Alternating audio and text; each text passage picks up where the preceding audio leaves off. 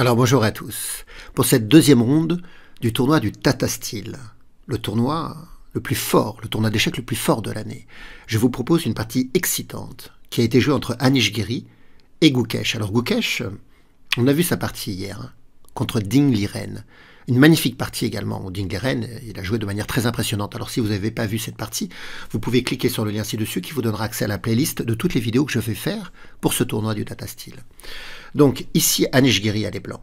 Il commence par D4, il ouvre avec le pion dame.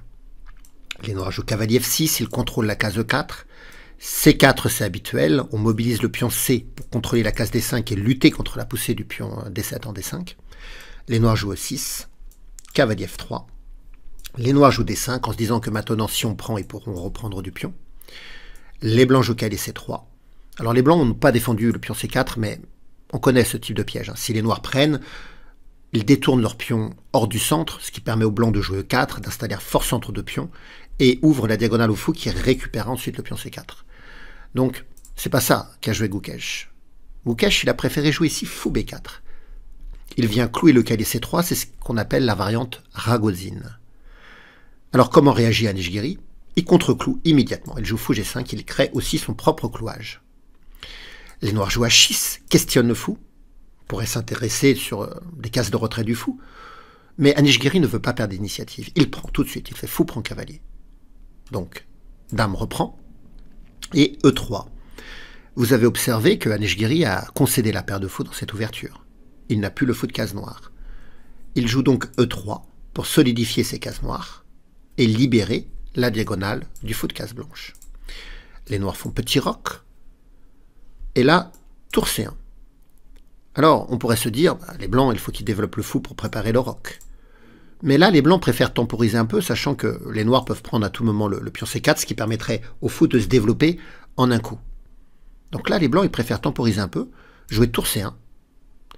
Comme ça, en cas de prise, on est capable de reprendre du pion, mais également de la tour. Et puis, la colonne C est une colonne qui a de fortes chances de s'ouvrir. Que ce soit les blancs qui prennent ou que les noirs prennent, c'est une colonne qui risque de s'ouvrir assez rapidement. Et puis les blancs espèrent que les noirs prennent en C4 pour développer leur fou en un coup. Et c'est ce qui va se passer d'ailleurs. Les noirs vont prendre en C4. Alors on va essayer de comprendre pourquoi. Les noirs, ils cherchent à égaliser au centre par la poussée C5. Mais ils ne le font pas immédiatement. Ils vont d'abord prendre en C4 pour jouer C5 après. Parce que s'ils jouaient C5 immédiatement, eh bien le pion D5 resterait en prise, les blancs pourraient prendre. Et si les noirs prennent, les blancs pourraient reprendre et le pion D5 serait vulnérable. Vous voyez, il y a le cavalier, la dame qui attaque. Alors je sais bien que le cavalier, il est cloué, mais c'est un clouage qui ne va pas perdurer. Une fois que le fou va se développer, on cherchera à faire roc. En tout cas, le pion D5 est un pion ici isolé. C'est pourquoi, dans cette position, Gukesh, il ne veut pas laisser la pression sur D5. Il va prendre en C4, même si ça développe en un coup le fou, et il joue C5 maintenant. Donc, petit roc. C prend D4. Et là, c'est intéressant parce que il y a beaucoup de reprises possibles. On est capable de reprendre de la dame, du pion ou du cavalier. Aucune de ces prises ne sera jouée dans la partie. Les blancs, dans la partie, vont jouer le coup intermédiaire cavalier E4 pour attaquer la dame noire. Mais intéressons-nous aux prises directement. Ce sont pas tous les coups sont possibles, hein. Ici, toutes les prises sont possibles. Elles ne sont pas mauvaises. Certainement que la prise en D4, ça n'intéresse pas Anish Giri parce que ça permettrait l'échange des dames, ce qui simplifierait certainement la position. On peut décider de reprendre du cavalier, c'est possible. Bon, peut-être qu'il y aurait des coups comme tour D8 qui viendraient clouer ce cavalier. On peut aussi reprendre du pion, et les blancs auraient un pion isolé, c'est-à-dire un pion qui ne peut pas être défendu par un autre pion. Ça sera le thème de la partie. Le pion D4 sera un pion isolé. Simplement, dans la position, Giri décide de ne pas avoir le pion isolé tout de suite. On étudiera bien sûr les forces et les faiblesses d'un tel pion. Giri préfère intercaler cavalier E4. Il repousse la dame qui vient en E7, il joue A3, il repousse le fou qui vient en A5, et maintenant il prend D4. Alors c'est pareil, hein, on peut reprendre de la dame, du cavalier, mais il choisit de reprendre du pion en D4. Alors intéressons-nous aux forces et aux faiblesses d'un tel pion.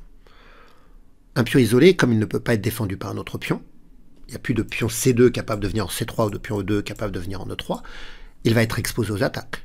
D'ailleurs, les noirs jouent immédiatement tour D8. Et puis on pourrait entrevoir des coups comme cavalier C6, fou B6 qui aiguilleraient toutes les pièces à l'attaque du pion D4, du pion isolé. Donc un tel pion est une faiblesse, à terme, à moyen ou long terme. Mais un tel pion, quand le pion est isolé au centre, il procure également quelques atouts liés à l'avantage d'espace. Parce que si on compare le pion D4 avec le pion E6, le pion D4 est au centre. Même s'il est isolé, il est au centre. Et il procure de l'espace, notamment sur la colonne semi-verte E, avec 1, 2, 3, 4, 5 cases d'empan frontal contre 2 cases d'empan arrière. Et la colonne E est une colonne voisine de l'aile roi. Et donc, ça va donner de l'espace aux blancs pour projeter leurs pièces vers le roi noir. Surtout que dans l'ouverture, rappelez-vous, les blancs ont concédé la paire de fous en faisant fou prend cavalier F6, sur quoi la dame avait repris. Ce qui veut dire que les noirs n'ont plus de cavalier à l'aile roi. D'ailleurs, la majorité de leurs pièces, regardez, sont plutôt de l'autre côté, sur le flanc gauche de l'échiquier, mais pas sur le flanc droit. Et donc, ça va être la stratégie d'Anish-Giri. Certes, si on regarde des éléments positionnels, les noirs ont la paire de fous, c'est souvent considéré comme un avantage. Les noirs ont créé un pion isolé, c'est souvent aussi considéré comme un avantage. Mais les blancs ont développé un peu plus de pièces et peuvent avoir des visées contre le roi noir, puisque l'aile roi est un peu dépeuplée. Et ici, Anish-Giri va jouer un excellent coup. Il va jouer tour C2. Alors, quelle est l'idée de tour C2 Vous avez une idée? L'idée de tour C2, c'est de l'aiguiller en E2, en fait, sur la colonne E, pour créer un vis-à-vis contre la dame noire, et puis déporter de plus en plus de pièces vers l'aile roi. On pourrait se dire que on pourrait jouer B4 pour repousser le fou et jouer tour E1 pour pas que le fou prenne la tour, et également placer une tour sur la colonne E. Mais si on joue B4, finalement, on va aiguiller le fou tout de suite en B6 à l'attaque du pion isolé, et si on évite la case E1, bah finalement le fou en A5 il joue pas beaucoup, et de lui-même il finira par venir en B6 pour attaquer le pion isolé.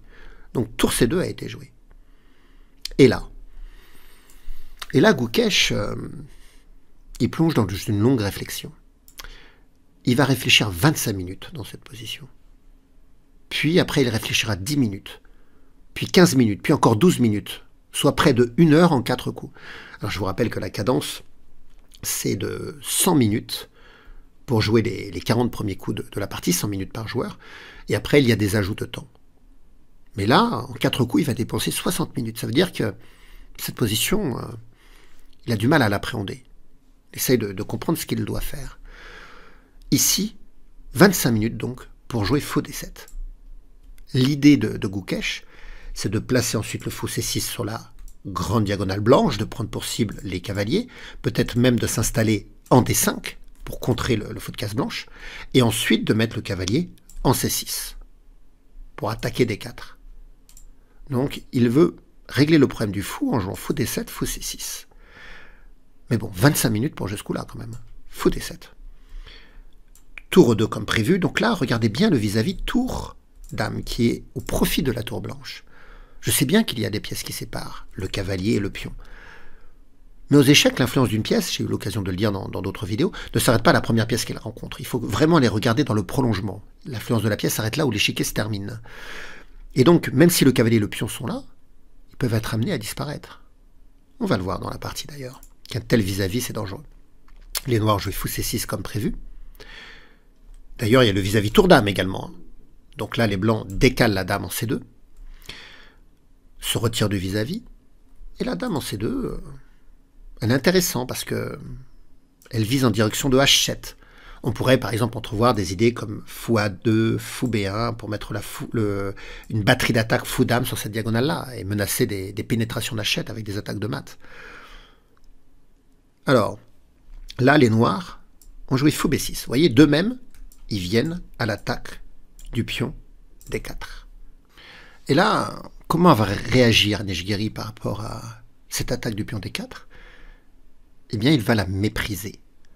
Il va laisser son pion isolé et va préparer une contre-attaque, une violente contre-attaque. Il va jouer tour F1, donc il mobilise la dernière pièce qui ne jouait pas, la tour F, pour la mettre également sur la colonne E. Alors, qu'a-t-il prévu? qu'a-t-il prévu sur fou prend D4? C'est pas ce que va jouer Gukesh. Il va jouer un autre coup, mais qui n'évitera pas la catastrophe. Mais comprenons, sur fou prend D4, eh bien les blancs avaient préparé l'incroyable attaque cavalier G5. On menace dame H7 échec, soutenu par le cavalier bien sûr, roi F8 et dame H8 mat. Et après pion prend, on se dit mais où est l'idée des blancs? Parce que si le cavalier reprend G5, la dame pourra prendre. En fait l'idée des blancs, c'est pas que ce vis-à-vis, c'est également celui-ci. Ils peuvent jouer ici, tour prend E6, après le sacrifice du cavalier, il sacrifie la tour, pion prend, et tour reprend, attaque la dame et prépare les découvertes sur le roi noir. Roi noir qui est dépouillé en fait, hein. Il y a très peu de protection. Et partout où va la dame, la tour pourra la poursuivre puisque ça fera échec au roi. Donc au minimum, la dame noire est perdue, serait perdue. Donc on revient dans la position, après tour F1, Gukesh il se dit, bien, le problème c'est ce vis-à-vis fou roi. Donc je me décale, et joue roi H8. En réalité, c'est perdant. On va voir pourquoi. Il aurait dû préférer le coup fou D5 qui intercepte ce vis-à-vis. Ça, c'était un meilleur coup. Alors certainement qu'il a refusé ce coup parce que il y a une suite qui va donner un léger avantage positionnel blanc. Et il ne voulait pas de celle-là. Par exemple, sur fou prend, on n'a pas envie de reprendre du pion, bien sûr, parce que ça ouvrirait. Vous voyez, si on reprend du pion, on pourrait se mettre à jouer cavalier F6 échec en attaquant la dame. Si la dame prend, c'est le mat. Tour E8 échec, tour prend, tour E8 mat, puisque la dame contrôle la case H7. Il n'y a pas d'échappatoire pour le roi. Donc, après fou D5, fou prend, on comprend que pion prend n'est pas possible, donc on pourrait faire tour prend, mais le cavalier viendrait déloger la tour pour l'inciter à reculer, et après on pourrait pousser D5, et toujours attaquer ici ce pion E6 avec ce clouage sur la colonne E. Et ça met en difficulté les noirs. Mais bon, ça donne un petit avantage aux blancs, alors que ce qui va se passer dans la partie, c'est une catastrophe pour les noirs. Regardez, ça va être un raz-de-marée. Dans la position, je vous l'ai dit, les noirs, ils n'ont pas joué fou D5. C'est ce qu'ils auraient dû faire. Ils ont joué roi H8. Et là, que joue-t-on? Que joueriez-vous avec les blancs? Eh bien, je vous invite à mettre la vidéo sur pause pour voir si vous joueriez le même coup que le grand maître Tanishgari. A tout de suite. Alors, vous avez trouvé? Eh bien, ça va être le même type d'attaque qu'on a vu précédemment. Cavalier G5. Donc on menace dame H7 mat. Puis on prend. Et là, c'est toujours pareil, on ne peut pas faire cavalier prend parce que dame prend. Mais on insiste, tour prend E6. Puis on prend. Et on reprend. Tour prend E6. Alors pourquoi les blancs font ça? Il n'y a pas le roi en ligne de mire. Il est parti, il s'est décalé, il est venu en H8. Donc les blancs sacrifient 2 pièces. Mais ils ont une attaque gagnante. Parce que la tour en E6, elle essaye de dévier la dame de la protection du pion en G5. Par exemple, si la dame venait en F8, c'est pas ce qui s'est passé dans la partie, mais il y aurait qu'à aller prendre G5, avec menace dame H7 mat. Et si on joue dame G8, bon, déjà la dame, elle est sous le viseur du fou, mais on pourrait jouer dame G6, menacer dame H5, ce qui forcerait dame H7, puis dame prend dame. Le roi, il n'est pas abrité, il n'a pas d'abri, il n'a pas d'abressure, il n'est pas en sécurité, et les pièces noires, voilà, on n'arrive pas à défendre ce roi. Donc, je reviens un peu avant, ce roi H8. On a eu ce coup incroyable, cavalier G5, premier sacrifice de pièces, puis tour prend E6, deuxième sacrifice de pièces, puis tour prend E6 encore, et on veut dévier la dame pour prendre en G5, et essayer après de créer une attaque de mat sur la colonne H. Sachant que le roi n'aura pas de répit en G8 parce qu'il y a le fou. Donc, ce que fait Gukesh, c'est qu'il fait dame prend tour. Parce qu'il se dit qu'après fou prend, il a perdu la dame, mais en réalité, le rapport matériel n'est pas défavorable pour lui. Parce que les blancs, ils ont un fou et un cavalier, comme les noirs, mais après, ils ont une dame. Mais les noirs, pour compenser, ils ont 2 tours et un fou. C'est plus de points, finalement, que la dame. Mais les échecs ne sont pas qu'une affaire de matériel. Ici, il y a d'autres éléments qui plaident en faveur des blancs. C'est bien sûr le roi noir, qui n'a pas d'abri.